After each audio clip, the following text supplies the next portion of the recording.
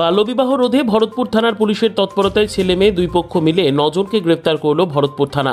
Police নাবালিকাকে হোমে পাঠিয়েছে। প্রসঙ্গক্রমে বাল্যবিবাহের বিরুদ্ধে ভরতপুর থানার পুলিশ আবারও দৃষ্টান্তমূলক পদক্ষেপ নিয়েছে। গত 16 জুন 2025 তারিখে ধর্মীয় মতে একটি নাবালিকার বিয়ে সম্পন্ন হলেও 20 জুন বিবাহের অনুষ্ঠানের দিন গোপন সূত্রে খবর পেয়ে পুলিশ দ্রুত তৎপর হয়। এই ঘটনায় মোট বর ও কনে পক্ষ মিলে 9 জনকে গ্রেপ্তার করা হয়েছে। কনে পক্ষের মা বাবা ও মামাকে এবং বরপক্ষের বাবা মা ও ভাইকে গ্রেপ্তার করেছে। এছাড়াও 2 জন নিকটবর্তী আত্মীয়কে পুলিশ গ্রেপ্তার করেছে।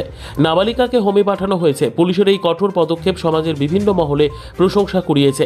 জানা গেছে, ভরতপুর থানা এলাকার একটি গ্রামে এক নাবালিকার বিয়ের অনুষ্ঠানের আয়োজন চলছিল এবং ধর্মীয়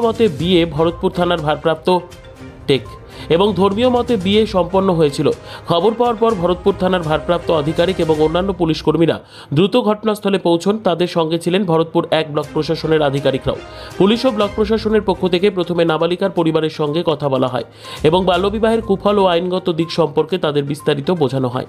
নাবালিকার বিয়ে যে একটি দণ্ডনীয় অপরাধ সে বিষয়েও তাদের অবহিত করা হয়, কিন্তু পরিবারের লোকজন পুলিশের কথায় কর্ণপাত করেননি। এরপরই পুলিশ কঠোর পদক্ষেপ নিতে বাধ্য হয়। এই ঘটনায় 2 মহিলা সহ মোট 9 জনকে গ্রেপ্তার করা হয়েছে। তাদের আজ কান্দি মহকুমা আদালতে পাঠানো হয়েছে। নাবালিকাকে একটি হোমে পাঠানো হয়েছে যাতে সে নিরাপদে থাকতে পারে এবং ভবিষ্যতে তার অধিকার সুরক্ষিত থাকে। পুলিশ জানিয়েছে, সংশ্লিষ্ট নাবালিকার বয়স 18 বছরের কম, ফলে এই বিয়ে আইনত সিদ্ধ নয়। ভবিষ্যতে যাতে এই ধরনের ঘটনার পুনরাবৃত্তি না ঘটে সেই লক্ষ্যেই এই পদক্ষেপ। বাল্যবিবাহ প্রতিরোধে ভরতপুর থানার পুলিশের এই সক্রিয় দৃঢ় ভূমিকা অত্যন্ত প্রশংসনীয়। এই ধরনের ঘটনা সমাজে বাল্যবিবাহ রোধে সচেতনতা বৃদ্ধিতে এবং আইন ভঙ্গকারীদের বিরুদ্ধে কঠোর বার্তা প্রদানে সহায়ক হবে বলে পুলিশ প্রশাসন মনে করছে।